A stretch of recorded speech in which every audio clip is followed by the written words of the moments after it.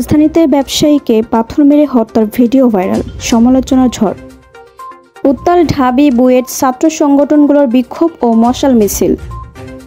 জামায়াতের সঙ্গে জোট গঠনের সম্ভাবনা নাকচ, এনসিপির জন্য দরজা খোলা।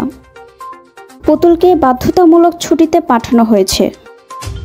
মিডফোর্ডের হত্যাকাণ্ডের বিচার হবে দ্রুত বিচার ট্রাইব্যুনালে। ব্যাটে বলে এবার অনুজ্জ্বল সাকিব। আসসালামু আলাইকুম, বার্ড নিউজ 24-এ আপনাদের সবাইকে স্বাগত জানাচ্ছি। আমি নাইমা আক্তার কেয়া। এতক্ষণ দেখছিলেন সংবাদ শিরোনাম, এখন দেখবেন বিস্তারিত।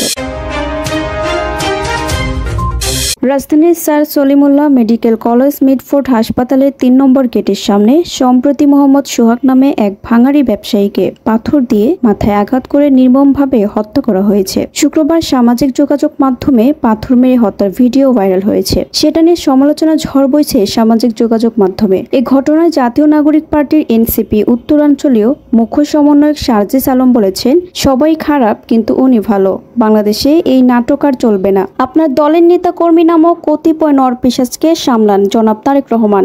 যে নিয়মে আওয়ামী লীগের করা হত্যার দায় খুনি হাসিনার উপর বর্তায়, সেই একই নিয়মে বিএনপি, যুবদল, ছাত্র দলের নেতা কর্মীদের করা খুনের দায় আপনার উপরেও বর্তায়। মিডফোর্ড হাসপাতালের পাশে চাঁদা না দেওয়ার একজন ব্যবসায়ীকে উলঙ্গ করে পাথর মেরে হত্যা করে তার লাশ ঘিরে চলছে যুবদলের কর্মীদের বুনো উল্লাস। এ দৃশ্য আইএমএ জাহেলিয়া যুগের বর্বরতার কথা স্মরণ করায়। এজন্য বাংলাদেশের মানুষ জুলাই বিপ্লব করে নাই, আগের দিন আর নাই জনাব। এই প্রজন্ম ছাড় দিতে পারে, তবে ছেড়ে দিবে না।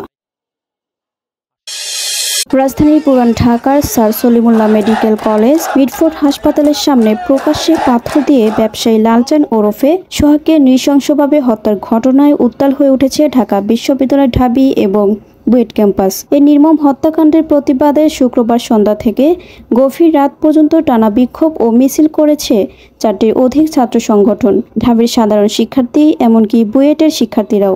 ঢাবির সাধারণ শিক্ষার্থীদের বিক্ষোভ শুক্রবার রাত 8টার দিকে ঢাবির হলপাড়া থেকে বিক্ষোভ মিছিল শুরু করে সাধারণ শিক্ষার্থীরা। তারা রাজু ভাস্কর্যের পাদদেশে গিয়ে অবস্থান নেন। বিক্ষুব্ধ শিক্ষার্থীরা বিএনপি ও তার সহযোগী সংগঠন যুবদলের বিরুদ্ধে সরাসরি অভিযোগ তোলেন। স্লোগানে তারা বলেন, action to action, direct action. যুবদলের অনেক গুণ, পাথর মেরে সোহাগ খুন, আমার ভাই মরল কেন, তারেক রহমান জবাব দেয়। ঢাবি শিক্ষার্থী এবি জুবায়ের বলেন, জাতীয়তাবাদী চাঁদাবাজ দল একজন ব্যবসায়ীকে চাঁদা না দেওয়ার পাথর মেরে হত্যা করেছে। এটা শুধু বর্বরতা না, এটা সভ্যতা ধ্বংসের ঘোষণা। দীর্ঘদিনের রাজনৈতিক মিত্র বাংলাদেশ জামায়াতে ইসলামীকে সঙ্গে নিয়ে নির্বাচনী জোট গঠনের সম্ভাবনা সরাসরি নাকচ করে দিয়েছেন বিএনপির স্থায়ী কমিটির সদস্য সালাউদ্দিন আহমেদ। তবে নির্বাচনের তফসিল ঘোষণার আগ পর্যন্ত জাতীয় নাগরিক পার্টির এনসিপির সঙ্গে আলোচনার দরজা খোলা রয়েছে বলে ইঙ্গিত দিয়েছেন তিনি। ইউএনবিকে দেওয়া এক সাক্ষাৎকারে তিনি বলেন, বিভিন্ন রাজনৈতিক দল নির্বাচন ঘিরে যে দাবি দাওয়া তুলেছে তা তাদের বৃহত্তর কৌশলের অংশ। পাশাপাশি অন্তর্বর্তীকালীন সরকারের অধীনেই আগামী বছরের ফেব্রুয়ারি মধ্যভাগে জাতীয় নির্বাচন অনুষ্ঠিত হবে বলে আশাবাদ ব্যক্ত করেন তিনি। ক্ষমতাচ্যুত প্রধানমন্ত্রী শেখ হাসিনার মেয়ে, বিশ্ব স্বাস্থ্য সংস্থার দক্ষিণ পূর্ব এশিয়ার আঞ্চলিক পরিচালক সাইমা ওয়াজেদ পুতুলকে অনির্দিষ্টকালের জন্য বাধ্যতামূলক ছুটিতে পাঠানো হয়েছে। বাংলাদেশ তার বিরুদ্ধে দুদকের মামলা চলমান থাকায় এমন পদক্ষেপ নেওয়া হয়েছে। শনিবার সকালে এই তথ্য জানা গেছে। পুতুল বিশ্ব স্বাস্থ্য সংস্থার পরিচালক হিসেবে ভারতের নয়াদিল্লিতে অফিস করছিলেন। আওয়ামী লীগ সরকারের পতনের পর একাধিক মামলায় তাকে আসামি করা হয়েছে।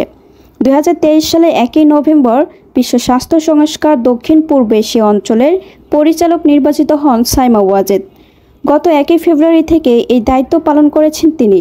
5 বছরের জন্য তিনি এই পদে নির্বাচিত হয়েছিলেন। রাজধানীর মিডফোর্ড হাসপাতালের মূল ফটকের সামনে ভাঙাড়ি ব্যবসায়ী মোহাম্মদ চাঁদ মিয়া ওরফে সোহাগকে নৃশংসভাবে হত্যার ঘটনার বিচার দ্রুত বিচার ট্রাইব্যুনালের অধীনে বিচার করা হবে বলে জানিয়েছেন আইন উপদেষ্টা আসিফ নজরুল। শনিবার নিজের ভেরিফাইড ফেসবুক পেজে এক পোস্টে তিনি এই তথ্য জানিয়েছেন। আসিফ নজরুল বলেন, মিডফোর্ডের নারকীয় হত্যাকাণ্ডের দ্রুত বিচারে সরকার বদ্ধপরিকর। এই ঘটনার সাথে জড়িত 5 জনকে ইতিমধ্যে গ্রেপ্তার করা হয়েছে। পুলিশ সর্বোচ্চ গুরুত্ব দিয়ে তদন্ত শুরু করেছে। তিনি আরও বলেন, এই পাশবিক হত্যাকাণ্ডে দ্রুত বিচার করে দৃষ্টান্তমূলক শাস্তি দেওয়ার ব্যবস্থা গ্রহণ করা হবে। দায়ীদের বিরুদ্ধে মামলা দ্রুত বিচার ট্রাইব্যুনালে স্থানান্তর করা হবে। দ্রুত বিচার ট্রাইব্যুনাল আইন 2002 এর ধারা 10-এর অধীনে দ্রুততম সময়ের মধ্যে বিচারের ব্যবস্থা করা হবে। গ্লোবাল সুপার লিগের উদ্বোধনী ম্যাচে সাকিব আল হাসান ছিলেন দুর্দান্ত। ব্যাটে বলের ঝলকে দুবাই ক্যাপিটালসকে 22 রানে জিতে হয়েছিলেন ম্যাচ সেরা। 58 রানে অপরাজিত থেকে 13 রান দিয়ে শিকার করেছিলেন 4 উইকেট। এবার দ্বিতীয় ম্যাচে দেখলেন মুদ্রার উল্টো পিঠ। ব্যাটিং বোলিং দুই বিভাগেই ব্যর্থতার গল্প লিখেছেন তারকা এই অলরাউন্ডার। ব্যাট হাতে মাত্র 7 রান করে 34 রান দিয়ে থেকে গেছেন উইকেট শূন্য। গায়ানার প্রভিডেন্স স্টেডিয়ামে হোভার্ড হারিকেন্সের কাছে 7 উইকেটে হারও মেনেছে তার দল। এতক্ষণ আমাদের সাথে থাকার জন্য আপনাদের সবাইকে ধন্যবাদ। পরবর্তী সংবাদ দেখার জন্য আমন্ত্রণ এবং সাবস্ক্রাইব করে বার্ড নিউজের পাশে থাকুন।